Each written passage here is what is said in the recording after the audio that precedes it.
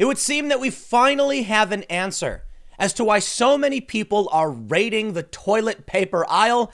And I want to say you're not going to believe it, but nah, I think most of us have lost faith in humanity, at least to a certain degree. And we're absolutely going to believe this story. CBS 4 undercover video shows coronavirus gouging. Scalpers upcharging toilet paper and hand sanitizer. That's it.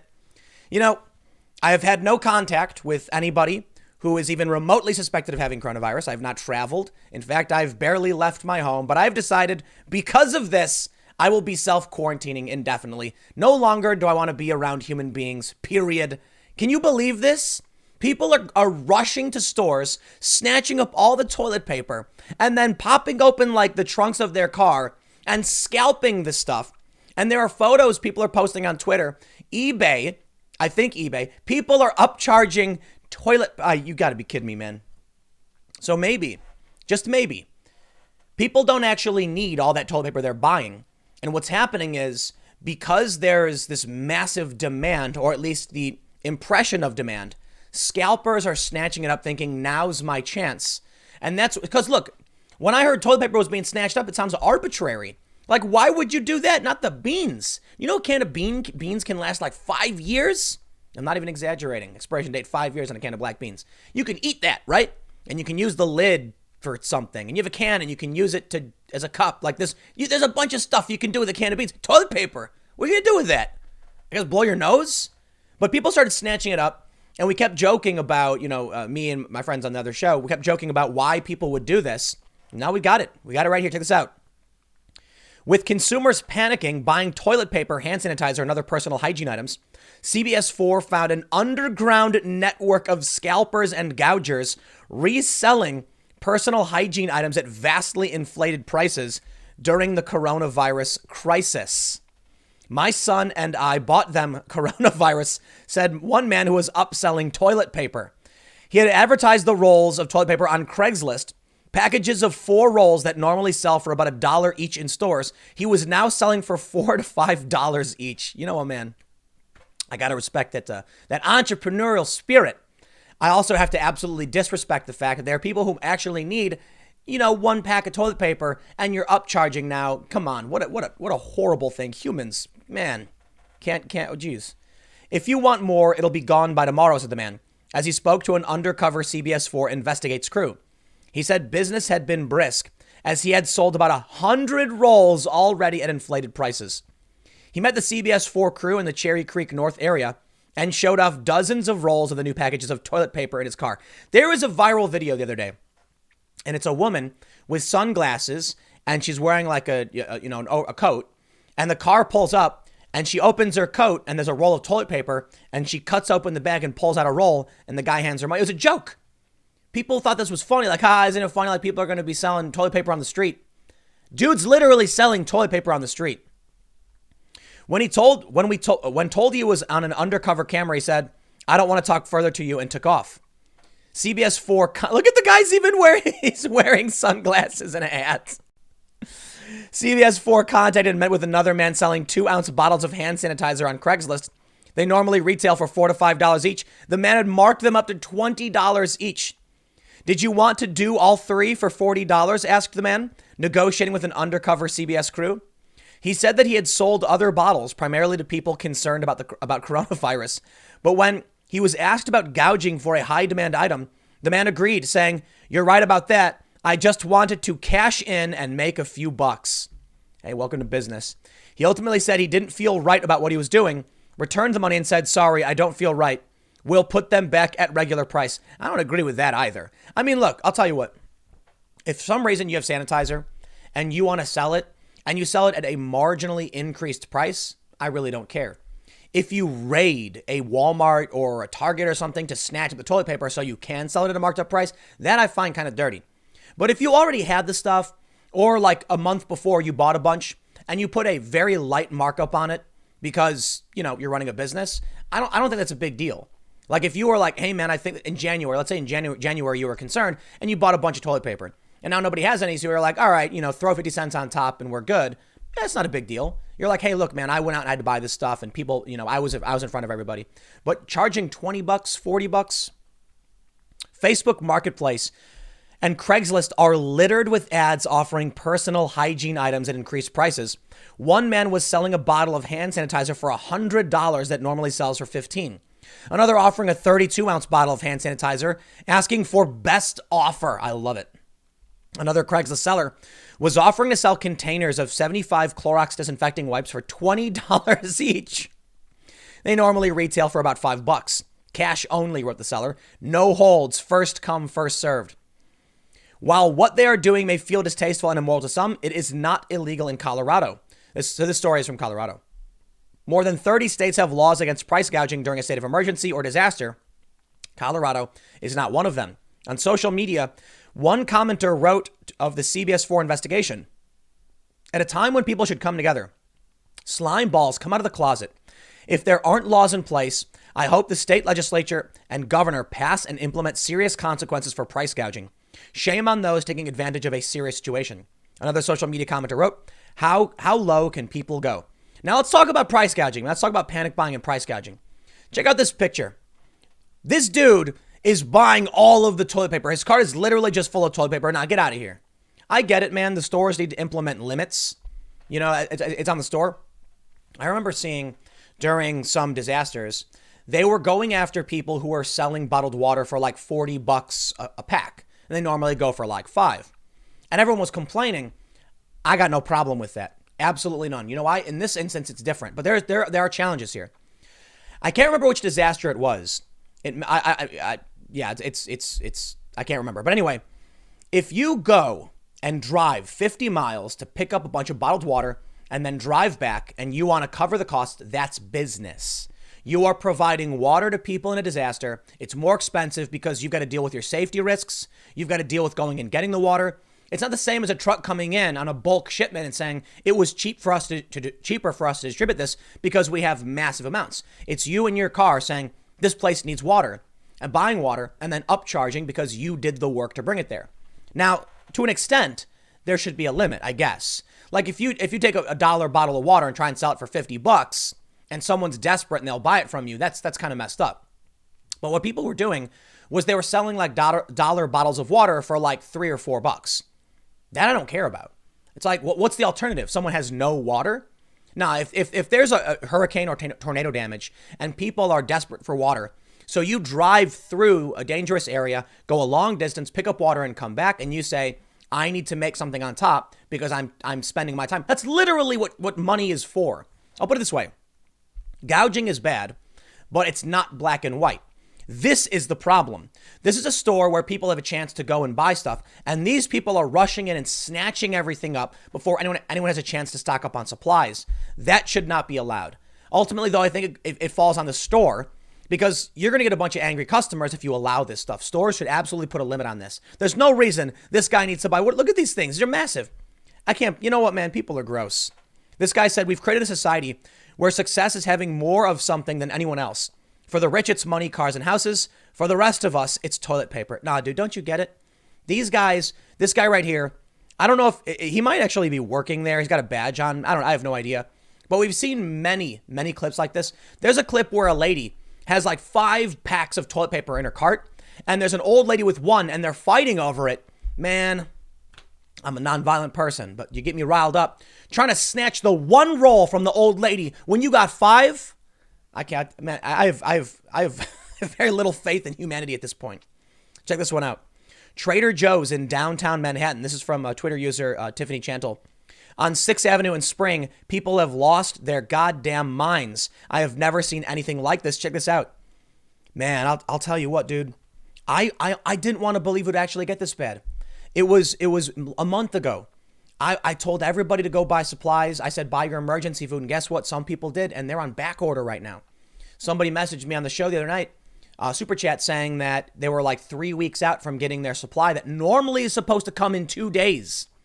So this company that I've promoted several times, I only promote it because I seriously think it was a good idea to order at the time. Now it's like a 9 or 10 week delay. I mean, I still think it's a good idea to get in line. But some people, the people who got in early, it's supposed to take 2 days to get these emergency supplies. Here's the thing, man.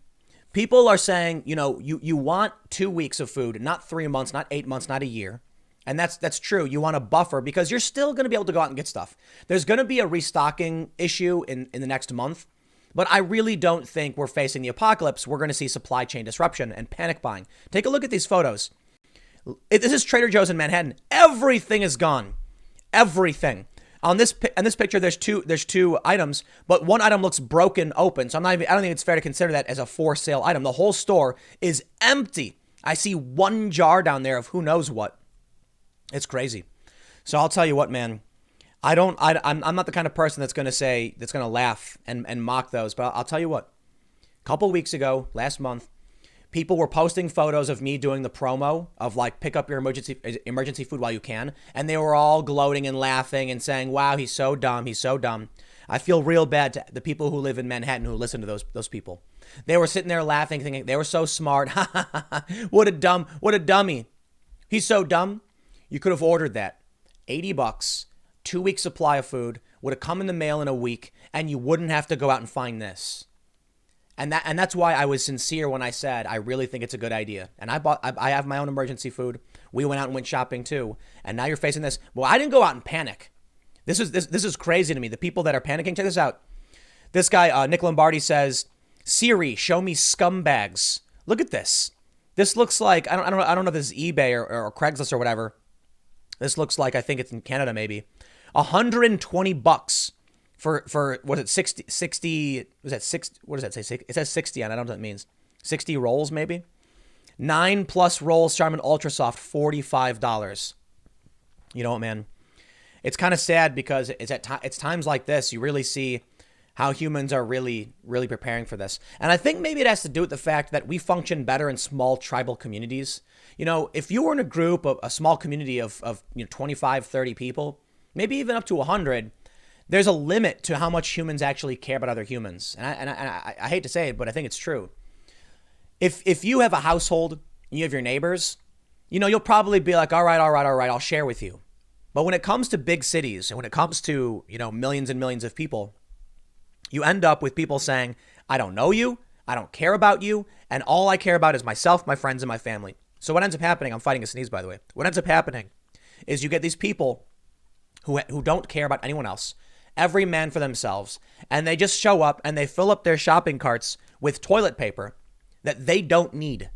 And then many of these people go online and try and sell it because all they really care about at the end of the day is themselves. I don't know how you solve that problem because I think it's a human problem. Even when you look at China and how they've locked everything down, even in these grand communist countries, they don't behave like ants fighting for the greater good. Even in North Korea, there's this utopianist idea of a communist society where everyone just loves and cherishes each other. Nah, man.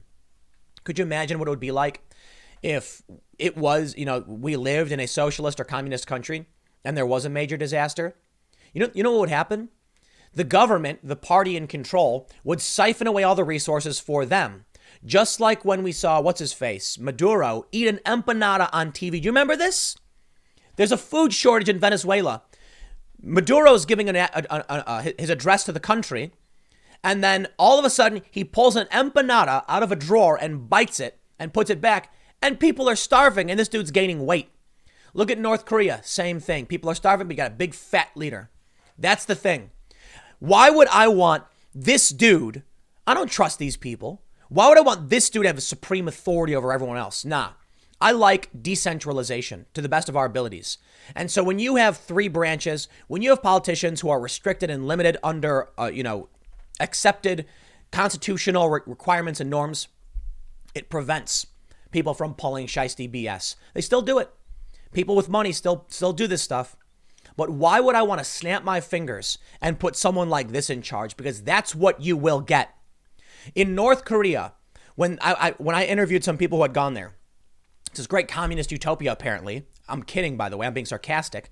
The people there, here's what I was told. If they have a cow and the cow dies, they can't touch it because the cow's meat has to be distributed around the entire country for everyone.